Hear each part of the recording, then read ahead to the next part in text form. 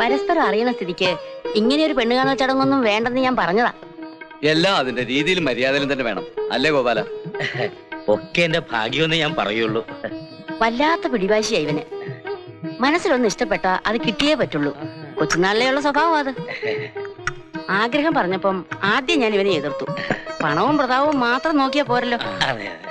പഠിത്തവും കുറവ്. മാത്രവുമല്ല സന്ധ്യയേക്കാൾ 11 വയസ്സിന്റെ മൂപ്പുണ്ടവനെ. ഈ വയസ്സിൽ എന്തിരിക്കുന്നു? ആ കണക്കിന് ഞാനും എന്റെ ഭാര്യയായിട്ട് 19 വയസ്സിന്റെ വ്യത്യാസം. അങ്ങനെയൊക്കെ നോക്കുമ്പം ഞാനും ഇവളും തമ്മിലോ? വയസ്സിന്റെ ചേർച്ചയല്ലല്ലോ, മനസ്സിന്റെ ചേർച്ചയാ നോക്കേണ്ടത്. അതെ, സന്ധ്യമോൾ എവിടെ? അകത്തുണ്ട്. അല്ല, നേരത്തെ അറിയുന്നവരാണെങ്കിലും കല്യാണപ്പെണ്ണാവുമ്പോ അതിൻ്റെതായ ചില നാളങ്ങളൊക്കെ കാണു.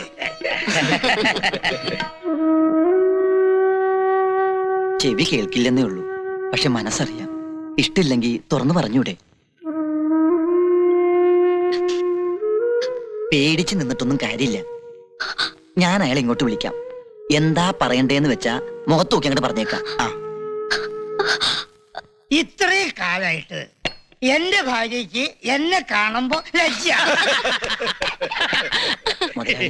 സന്ധ്യമോൾക്ക് മനുസാറിനോട് എന്തോ സംസാരിക്കാനുണ്ട്. അല്ല അല്ല, എന്തത്ര സംസാരിക്കാൻ? അതൊക്കെ നേരത്തെ സംസാരിച്ചു ഉറപ്പിച്ച കാര്യം. നമ്മുടെ കാലമല്ലല്ലോ ഇത്.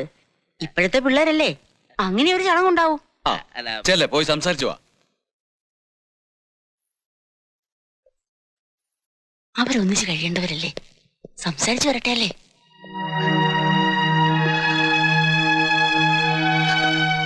ഒന്നും എനിക്കറിയില്ലായിരുന്നു. ഇഷ്ടമല്ലെന്ന് അന്നേ ഞാൻ പറഞ്ഞതാണല്ലോ. ഒരാളെ സ്നേഹിച്ചു പോയി. ഈ ഗ്രാമത്തിലെ അറിയപ്പെടുന്ന കള്ളൻ അയാളിപ്പോ. പക്ഷെ വെറുക്കാൻ പറ്റണില്ല. ശ്രീധരക്കടയെ കൊണ്ട് നോക്കിച്ചതാ, അത് മംഗളമായിരിക്കും. നമുക്ക് പോകാം. എന്താണ് എന്ത് പറ്റി? പോകാമെന്നല്ലേ പറഞ്ഞത്?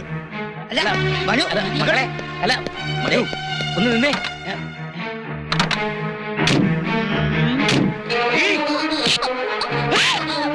അഹങ്കാരം പിടിച്ചവളെ, നിന്നെ ഇന്ന് ഞാൻ കൊല്ലുപടി.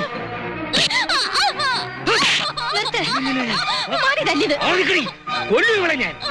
ഒന്നേ ഉള്ളൂ എന്ന് കരുതി ലാളിച്ച് പോച്ച് വളർത്തിയപ്പോ എന്റെ മാനം കെടുത്ത് അറിഞ്ഞിരിക്കുന്നു.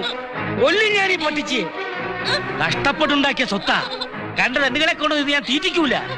എന്നെ അനുസരിക്കാൻ പറ്റിയില്ലെങ്കിൽ ഒറ്റ നമ്മെ മോള് ഇവിടുന്ന്. പക്വതക്കുറവുകൊണ്ട് അവളെന്തെങ്കിലും പറഞ്ഞെന്ന് കരുതി താനിങ്ങനെ കള്ളും കുടിച്ച് വാശി കുടിച്ചാലെങ്ങനെയാടോ? അതെ, വാശിയാ, വാശി. എനിക്ക് അവളെ വേണം. എന്ത് വില കൊടുത്തു വാങ്ങാടോ. വില കൊടുക്കാതെ തന്നെ വാങ്ങിച്ചുതരാം. എന്താ പോരെ? താനിപ്പോ വീട്ടിലേക്ക് പോ. എന്താ പറഞ്ഞത് കേട്ടില്ലേ? വീട്ടിലേക്ക് പോവാൻ. പോകാം.